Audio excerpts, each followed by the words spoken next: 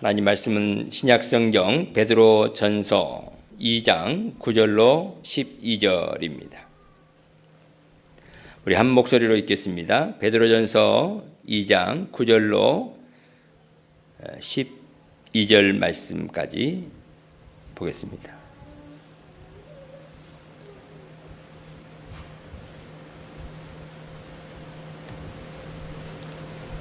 시작. 그러나 너희는 택하신 족속이요 왕같은 제사장들이요 거룩한 나라요 그의 소유가 된 백성이니 이는 너희를 어두운 데서 불러내어 그의 귀한 빛에 들어가게 하신 이의 아름다운 덕을 선포하게 하려 하심이라. 너희가 전에는 백성이 아니더니 이제는 하나님의 백성이요 전에는 궁유를 얻지 못하였더니 이제는 궁유를 얻은 자니라. 사랑하는 자들아, 거루민과 나그네 같은 너희를 권하노니 영혼을 거스려 싸우는 육체의 정욕을 제어하라. 너희가 이방인 중에서 행실을 선하게 가져 너희를 악행한다고 비방하는 자들로 하여금 너희 선한 일을 보고 오시는 날에 하나님께 영광을 돌리게 하려 함이라. 아멘. 할렐루야. 계절이 바뀌는 계절입니다. 오늘이 절기상으로 처서입니다. 이제 가을의 문턱에 들어섰고요. 이때가 되면 모든 생물의 성장이 멈추고 열매는 익어가고 가을에 깊이 들어가는 때입니다. 그렇지만 열대야는 계속되고 있고 더위도 계속되고 있습니다. 아침 저녁으로 귀뚜라미가 웁니다. 매미와 귀뚜라미 어우러진 이 절기. 자연은 우리에게 많은 것을 주고 있고요. 많은 생각을 하게 하고 있습니다. 이 무더운 여름을 지나 이제 가을로 들어가는 이 시점에 다시 한번 우리 자신들을 한번 돌아보고 우리가 어떻게 하면 믿음 생활 잘할 수 있을까? 어떻게 하는 것이 책임지는 그리스도인인가에 대한 말씀을 함께 나누기를 원합니다. 오늘 베드로전서 2장 9절로 12절 말씀 중심에서 책임지는 그리스도로 또 제자로 살아라 라는 말씀으로 함께 은혜를 나누기를 원합니다. 무더운 여름을 지나고 나면 우리에게 찾아오는 게 태풍입니다. 태풍. 이건 항상 그런 것 같아요. 지금도 태풍이 2개가 일어나서 오고 있답니다. 우리나라도 영향권에 들 수도 있고요. 안 들 수도 있는데 다만 우리는 늘 준비를 해야 됩니다. 비바람이 치기도 하고 눈보라도 오기도 하고 태풍도 올 때도 있습니다. 잘 자라던 벼가 쓰러지기도 하고 잘 익어가던 과일들이 떨어지기도 합니다. 그렇다고 떨어진 과일을 붙일 수도 없고, 그죠? 오는 비를 막을 수는 없습니다. 그럴 때 우리는 어떻게 해야 될 것인가? 우리가 어떻게 그 일에 당면할 것인가에 대한 부분들을 한번 나눠보려고 합니다. 우리 인생도 한 고비를 넘기고 나면 또 다른 고비가 있습니다. 여러분들 어떻습니까? 자녀들을 결혼만 시키면 됐다 하는데 결혼하고 나면 또 고비가 있죠. 공부만 시키면 된다 했는데 공부 마치고 나면 또 고비가 있고요. 이게 우리 자녀들뿐만 아닙니다. 우리의 인생에 있어서 모든 게 그렇습니다. 교회도 마찬가지입니다. 건강이 문제가 생기기도 하고 경제적인 문제가 우리에게 오기도 하고요. 자녀의 문제, 예상치 못한 여러 가지 일들이 우리에게 찾아오게 됩니다. 목회를 단독만 오래 했는데요. 그 과정 가운데 많은 분들을 만났죠. 근데 알면서도 계속 넘어지고 하는 부분들을 봅니다. 우리 목사님들도 그래요. 목회를 그렇게 했으면 다 알 텐데 반복하는 그런 부분들을 참 많이 봅니다. 우리 신앙의 중요한 것은요, 바람이 불지 않는 것이 아니라 그 바람 앞에 내가 어떻게 살 것인가, 이게 오늘 키포인트입니다. 사랑하는 여러분, 베드로는 거센 바람 앞에서 우리 성도들이 가져야 될 그 자세에 대한 부분을 세 가지를 말씀하면서 그럴 때 책임을 다할 수 있다. 그런데 그 중심에 뭐가 있냐니까 예수 그리스도의 십자가 복음이 있습니다.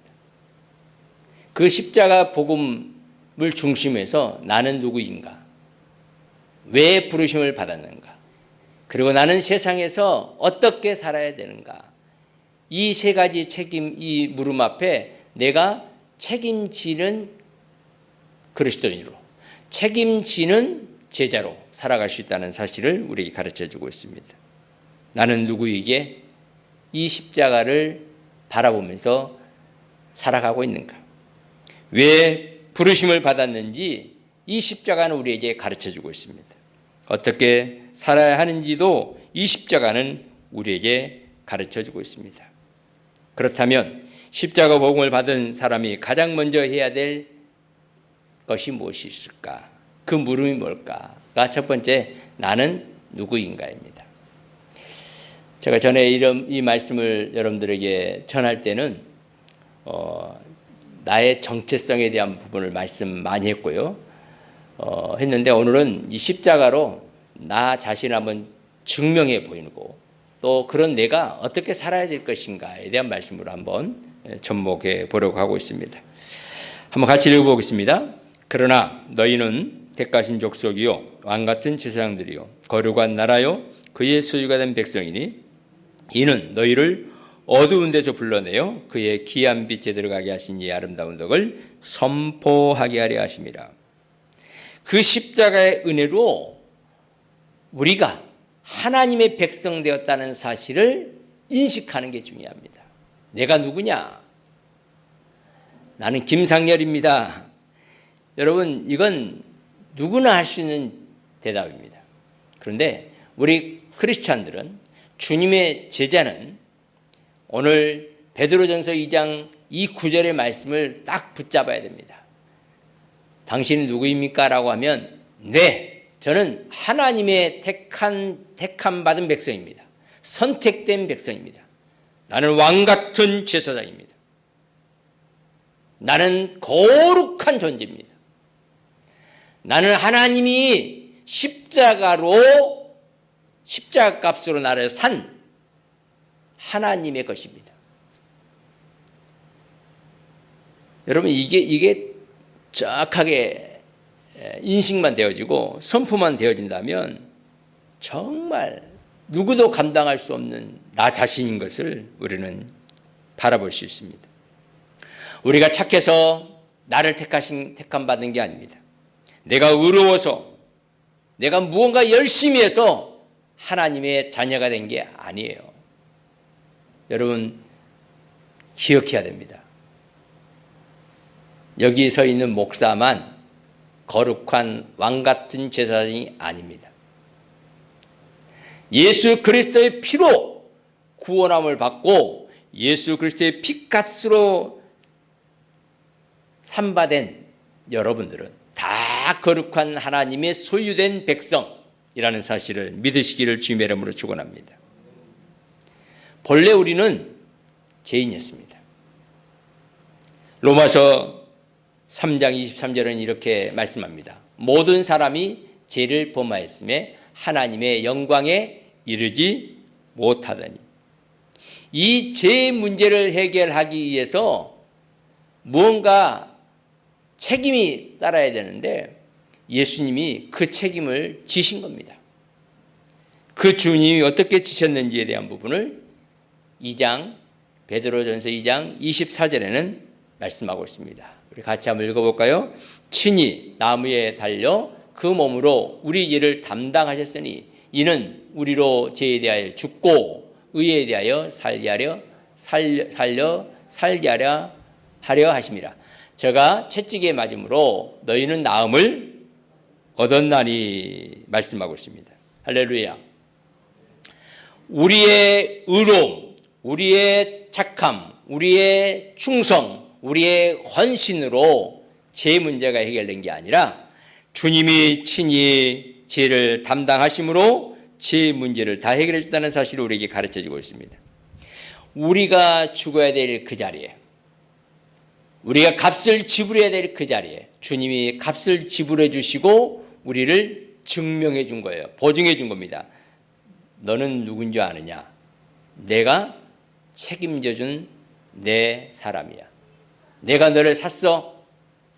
내가 너를 구원했어. 내가 내 백성 삼았어. 너는 왕같은 제사장이야. 누구도 너를 건드릴 수 없어. 라고 주님이 지정해 줬어요. 그래서 저는요, 여러분은요, 내가 누구인가 내가 고백해서 되는 게 아니라 하나님께서 우리를 너희는 택하신 족속이요 왕같은 제사장들이요 거룩한 나라요 라고 주님이 나를 딱 정해 줬다니까요. 나는 아닌데요. 그래도 하나님께서 그렇게 정해 줬어요. 핏값으로. 이게 은혜입니다. 그 핏값이 저와 여러분을 이 자리에 있겠다는 사실을 성경은 가르쳐 주고 있습니다. 저는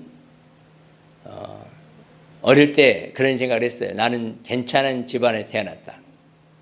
우리 엄마 아버지는, 우리 어머니 아버지는 괜찮다. 그리고 아무튼 그렇게 생각을 했어요. 제사도 많지요. 형제도 많지요. 아버지 형제들도 많지요. 할아버지 형제들도 사형제가 있었습니다. 다 그 근방에 살았어요.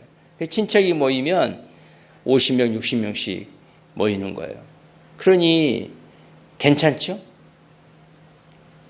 근데 독자 아들 하나 있는 그 친구가 그렇게 부러워합니다.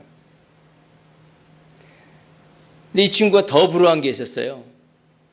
교회 다닌 걸 부러워했습니다. 지는 교회 가고 싶어도 못 가요. 부모님들 때문에. 근데 저는 교회 나가는 거예요. 지금도 그 친구는 저를 부러워합니다. 사랑하는 여러분, 이게 제가 취득한 겁니까? 하나님께서 우리에게 은혜로 주신 겁니다. 세상 사람들은 재산, 학력, 직분, 세상의 평가의 기준에 자기를 나는 누구인가에 거기에 존재를 넣습니다. 나는 목사야. 나는 변호사야. 나는 교사야. 이게 자기인 줄 알아요. 여러분, 목사가 납니까? 아닙니다. 그건 직분입니다. 직분. 나는 돈이 얼마가 있어? 여러분, 그 돈이 내가 아닙니다. 진짜 나는, 자, 우리 여러분 보기 오른편에 한번 같이 읽어보십니다. 예수님의 핏값으로 구원받은 하나님의 사람. 저와 여러분들은 그 예수 그리스도의 존귀하신 핏값으로 그 핏값을 지불하고 구원받은 하나님의 사람인 것을 믿으시기를 주님의 이름으로 축원합니다. 바로 핏값입니다. 핏값. 그 값으로 내가 된 거예요. 내가. 그러니까 얼마나 귀한 존재인지 몰라요. 여러분 좀 어깨를 펴십시오. 가서 세상 가서 사람들이 뭘 해도 나는 핏값으로 하나님의 아들 예수 그리스도의 핏값으로 구원받은 하나님의 사람이야. 나는 하나님의 소유된 백성이야. 나는 하나님의 자녀입니다. 고백할 수 있기를 주님의 이름으로 축원합니다. 그래서 이 핏값으로 구원받은 우리가 하나님께 영광을 올려드리게 된 것입니다. 그렇다면 왜 우리를 그 핏값으로 부르셨을까? 왜 핏값을 지불하시면서 부르셨을까? 두 번째 질문입니다. 왜 우리를 부르셨을까요? 같이 한번 읽어보겠습니다. 그러나 너희는 택하신 족속이요 왕같은 제사장들이요 거룩한 나라요 그의 소유가 된 백성이니 이는 너희를 어두운 데서 불러내어 그의 귀한 빛에 들어가게 하신 이의 아름다운 덕을 선포하게 하려 하심이라. 아멘. 우리를 그렇게 불러 소유가 된 백성이니 이는 너희를 어두운 데서 불러내어서 그의 귀한 빛에 들어가게 하신 하나님의 자녀가 되게 하신 이유가 뭐냐 하니까 아름다운 덕을 선포하게 하려 함이라. 나를 죄에서 구속하시고 핏값으로 나를 구원하신 그 주님의 이름을 아름다운 역사를 전하게 하시려고 우리를 불렀다라고 말씀하고 있습니다. 내 자랑이 아닙니다. 내 자랑하라고 하나님께 부르지 않았습니다. 교회 자랑하라고 부르지 않았습니다. 자녀 자랑하라고 우리를 부르지 않았어요. 부모님 자랑하라고 우리를 부른 게 아니라 예수 그리스도를 자랑하라고, 아름다운 덕 복음을 선포하게 하려고 우리를 부르셨답니다. 할렐루야. 여러분은 무엇을 선포하고 무엇을 자랑하고 있습니까? 나 같은 죄인 구원하신 그 크신 은혜, 그 주님을 사랑하고 믿음으로 고백하는 여러분, 이제는 우리가 그분을 선포할 때입니다. 그 선포하는데 뭘 선포해야 되니까 하니까 전과 이제, 이전과 나중, 비포와 애프터입니다. 그 전에는 우리가 죄인이었습니다. 그 전에는 하나님과 원수였습니다. 우리가 구원받기 전에는 죽음 안에 있었고 사망 가운데 있었고 어둠 속에 있었습니다. 그런 우리를 핏값을 지불하시고 우리를 용서받은 자로 하나님의 자녀 되게 하시고 영생에 얻게 하시고 빛 가운데 거하도록 하나님께서 은혜를 주신 것입니다. 무엇이 이렇게 우리를 바뀌었습니까? 가운데 보니까 뭐가 있어요? 십자가가. 십자가가 죄인된 우리를 용서받은 자로, 하나님과 원수된 우리를 하나님의 자녀가 되게 하시고, 사망 안에 있는 우리를 영생 얻게 하시고, 어둠 속에 헤매는 우리들에게 빛 가운데 자유하게 하시는 그 놀라운 은혜를 허락해 줬다는 사실을 성경은 말씀하고 있습니다. 여러분, 주님이 이렇게 십자가에 죽으시고 우리에게 새 생명 주시는 이유가 뭐냐면 우리에게 착하게 살아라, 선하게 살아라, 그렇게 말씀하고 있지 않아요. 그 아름다운 덕을 선포하게 하려 하십니다. 나를 위해서 죽으신 그 주님, 죽었던 우리를 살려주신 주님, 하나님과 원수됐던 우리를 하나님의 자녀 삼아 주신 그 주님을 자랑하래요. 자랑. 고린도서 5장 15절 같이 봅니다. 시작. 그를 대신하여 죽었다가 다시 살아나신 이를 위하여 살게 하려 하십니다. 그러니까 우리를 살려주시고 구원하신 이유가 아름다운 덕을 선포하게 하는 것도 있고, 또 그 아름다운 덕이 뭐냐니까 다시 살아나신 이 예수 그리스도를 위하여 그분을 자랑하며 살라고 우리를 살려주셨다고 말씀하고 있습니다. 여러분, 이게 복음인데요, 그 십자가의 죽으심으로 주신 이 놀라운 역사의 그 현장에 우리가 있다는 사실이에요. 저와 여러분들이 있는 거예요. 그래서 우리는 그런 우리들이 어떻게 살아야 될 것인가, 이게 이제 책임지는 나인데요, 그 아래 사명을 책임지는 나 해가지고 제가 4가지를 써놨어요. 보입니까?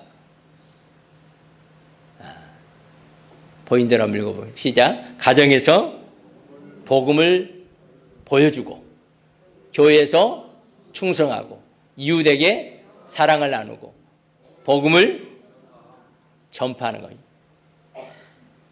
여러분, 이건 그냥 FM입니다. FM. 우리 가정에서요, 늘 제가 말합니다만은 가정에서 무서운 사람은요, 나쁜 사람입니다. 가정에서는 예수 그리스도의 모습을 보여줘야 돼요. 교회에서는 조금 무서워도 괜찮아요. 그런데 가정에서는 그러면 안 돼요. 전에 장로님에 대한 말씀을 했는데요. 이제 목사님 얘기를 한번 할게요. 어떤 목사님이 강단에서 정말 메시지를 전하고 사랑하고 권사님들, 장로님들 너무너무 잘 지내는데 그냥 아주 내내 웃고 그러는데 집에만 가면 싸나운 사자가 아니라 호랑이가 된다는 거예요. 호랑이가. 얘들을 잡는데요, 어마어마하게 잡는 거죠. 아내를 잡는데 정말 싸납게 잡는답니다. 꼼짝을 못하는 거예요. 발발 떨어요. 목사는 된지 몰라도 주님의 제자로서는 빵점입니다. 목사 일은 잘하고 있는지 모르겠지만 주님의 제자로서는 빵점.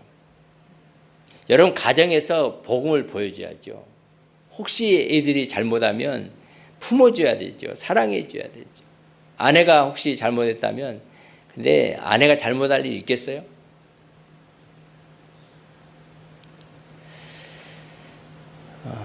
우리 여러분들은 가정이 잘하고 계시죠? 저만 잘하면 되죠, 뭐. 우리 여러분 다 가정이 잘하고 있는 줄 압니다. 가정에서 여러분 예수 그리스도를 보여주십시오. 책임지는 모습을 보여주십시오. 여보, 내가 책임질게. 내가 할게. 당신 때문이 아니야, 나 때문이야. 책임을 져야죠. 얘야, 너 때문이 아니야. 너 그 공부 잘 못한 거 있잖아. 너 때문이 아니고 내가 머리가 안 좋아서 그런 거야. 내가 뒷받침을 못 해줘서 그런 거야. 아버지 책임이야. 엄마 책임이야. 이렇게 해야지. 야, 내가 다 했는데 너희들 책임이야. 주님은요, 다 책임지셨습니다. 교회에서도 마찬가지입니다. 목사가 다 책임입니다. 장로님들이 책임입니다. 집사인 내가 책임입니다. 이렇게 해야 돼요. 당신 책임입니다. 이건 예수님의 제자의 도가 아닙니다. 예수님은요, 다 책임지셨잖아요.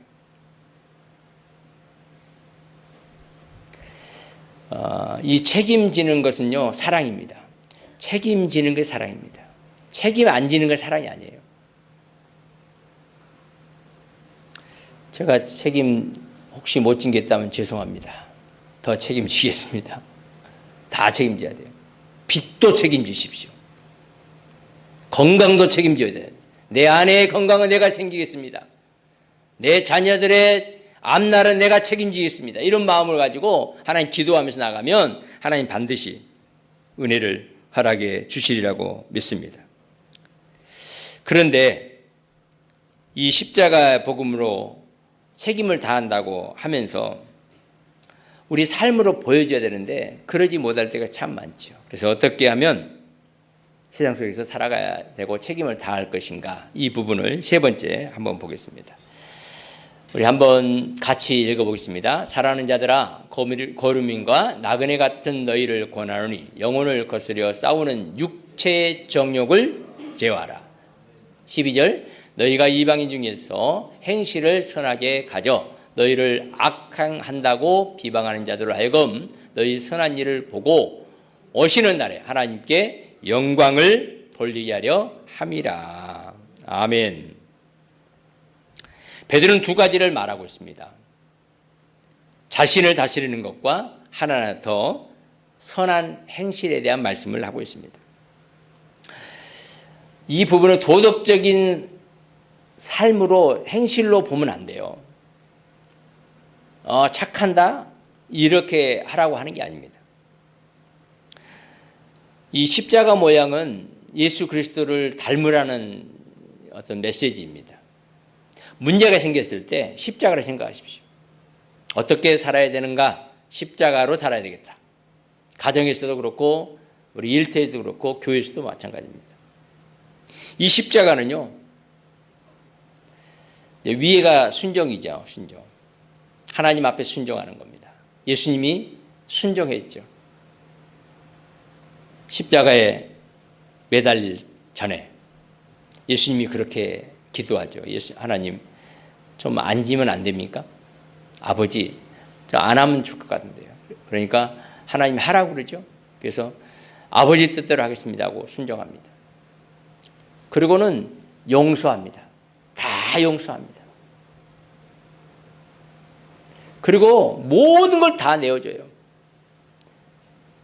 살, 피 한 방울, 물 한 방울 아낌없이 내어놓습니다. 그럴 때 사는 역사가 있습니다. 우리 가정에서도 그렇고요, 어디에서든지 교회에서도 정말 먼저 하나님 앞에 순종하고, 그리고 사람은 용서하고, 그리고 아낌없이 내어주었을 때 가정이 살고요, 자녀들이 살고요, 부모님도 살고요, 교회가 산다는 사실을 꼭 가슴에 새기고 우리 함께 책임을 지는 우리 제자로서의 삶을 멋지게 살아가는 우리 모두가 되기를 주님의 이름으로 축복합니다. 우리 다시 한번 이 말씀을 읽어보겠습니다. 시작. 예수께서 신포도주를 받으신 후에 이르시되 다 이루었다 하시고 머리를 숙이니 영원히 떠나가시니라. 예수님께 이제 죽으시는 장면인데요, 마지막을 다 이루었다 하시면서 책임을 지시는 거예요. 여러분 얼만큼 책임지셨습니까? 됐다, 이 정도면 내가 해줄 거 다 해줬다. 이 정도면 해주면 되지 뭐 너희들에게 해줄 게 뭐가 있어. 이 정도 갖고 안 됩니다. 다 내어주십시오. 뭐까지요? 생명까지. 이게 우리가 해야 될 책임입니다. 십자가를 바라보면서. 교회도 그렇다고 봅니다. 목사님들도 그래야 돼요. 교회를 위해서는 다 내놓아야 됩니다. 미래를 보장하면 안 돼요. 미래는 주님이 보장해 주십니다. 다 쏟아놓습니다. 이제 목회자 목사님들이 이제 그렇게 말씀하신 분들을 또 이해도 돼요. 여러분들이 교회가 이제 해줘야 될 일인데, 그렇게 교회를 위해서 전부 다 했더니 마지막 남은 것은 아무것도 없더라. 그리고 교회에다가 요구를 한답니다. 내 집 좀 주세요. 그러고 하면 교회에서는 우리 돈 없어요. 그런데요, 이게 책임을 다하지 않을 때 이런 거예요. 책임을 다하고 다 내려놓고 그리고 하나님 앞에 맡기고 나가는 거예요. 이게 우리가 받은 은혜고요, 책임입니다.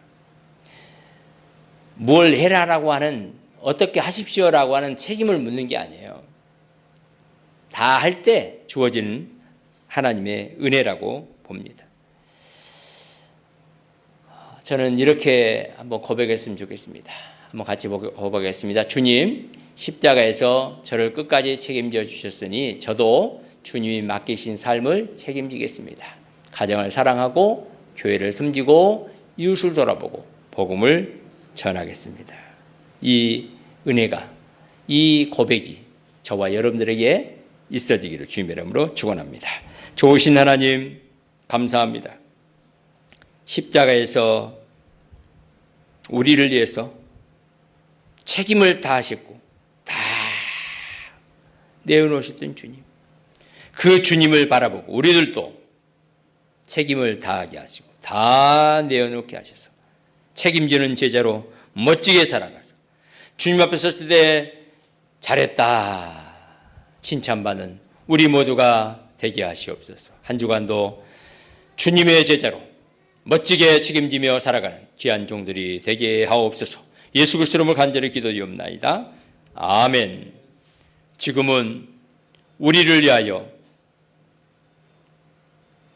다 이루셨다 하시며 책임지신 예수 그리스도의 은혜와 하나님 아버지의 크고 놀라우신 사랑하심과 성령님의 감동, 감화, 이루고통 충만 역사하심이 십자가에서 끝까지 책임졌던 주님을 바라보여 주님의 제자로 나도 책임지며 살아가겠다고 다짐하는 하나님의 사람들 머리머리 위에, 가정과 일터와 사업장과 자녀들과 가문위에, 함강교회 위에 지금부터 영원토록 항상 함께 있을지어다. 아멘. 주님 감사합니다. 주님 감사합니다.